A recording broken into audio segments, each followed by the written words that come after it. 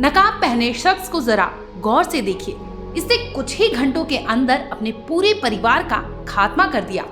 इसने 5 बार दृश्यम और न जाने कितनी बार क्राइम पेट्रोल के एपिसोड देखकर एक ऐसी प्लानिंग रची जिसे सोचकर रूह कांप जाएगी।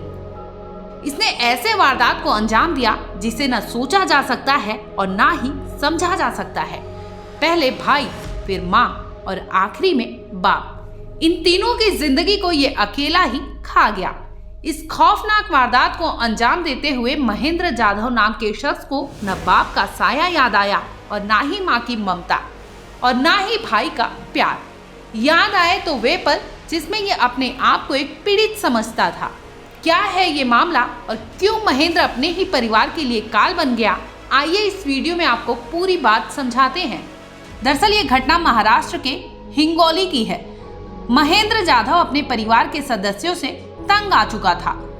रोज रोज के झगड़े और घर में पैसे न मिलने के कारण महेंद्र अपने परिवार से परेशान हो गया था। इसके बाद इसने एक घिनौनी साजिश रच डाली। सबसे पहले 9 जनवरी की रात उसने अपने छोटे भाई को नींद की गोली खिलाई, फिर करंट लगाकर उसे मारने की कोशिश की, लेकिन वोल्टेज कम होने के कारण वो नहीं मर पाया। इसके बाद महेंद्र ने अपने भाई आकाश के सिर पर लोहे की रॉड मारी और उसकी हत्या कर दी। इसके बाद लाश को रात के अंधेरे में मोटरसाइकिल पर रखकर सड़क किनारे एक गड्ढे में छुपा दिया। अगले दिन 10 तारीख को महेंद्र ने अपनी मां कलावती बाई को खेत में काम के बहाने ले जाकर पहले उसे नींद की गोलियां खिलाई, फिर उसे भी मार डाला और मां की लाश को भाई की लाश के साथ ही रख दिया। अब तक महेंद्र 2 लोगों की जिंदगी खत्म कर चुका था। इसके बाद उसके परिवार में सिर्फ उसका बाप बचा था। इसके लिए उसने उसी रात को प्लान बनाया। सबसे पहले उसने पिता कुंडलिक जाधव को नींद की गोलियां खिलाई, फिर सिर पर रॉड से हमला करके उसकी भी हत्या कर दी। बाप को मारने के बाद उसकी लाश को रात में मोटरसाइकिल से ले जाकर मां और भाई की लाश के साथ छिपा दिया। महेंद्र ने बड़ी होशियारी से तीनों की लाशों को सड़क पर ऐसे रखा जैसे वो एक्सीडेंट लगे, उस पर किसी का शक न जाए। इसके लिए उसने मोटरसाइकिल की हेडलाइट और कुछ पार्ट तोड़कर लाश के साथ रख दिए। घटना के कुछ घंटे बाद महेंद्र ने अपने रिश्तेदारों को फोन किया और कहा कि भाई आकाश बाबा और मां को अस्पताल लेकर गया था, लेकिन अभी तक वापस नहीं लौटा।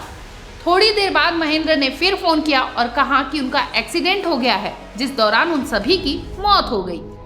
इसके बाद घटना की सूचना पुलिस को मिली तो पुलिस मौके पर पहुंची और महेंद्र से एक्सीडेंट के बारे में पूछताछ की, लेकिन पूछताछ के दौरान वो सही जवाब नहीं दे पा रहा था, जिसके बाद पुलिस को उस पर शक हो गया।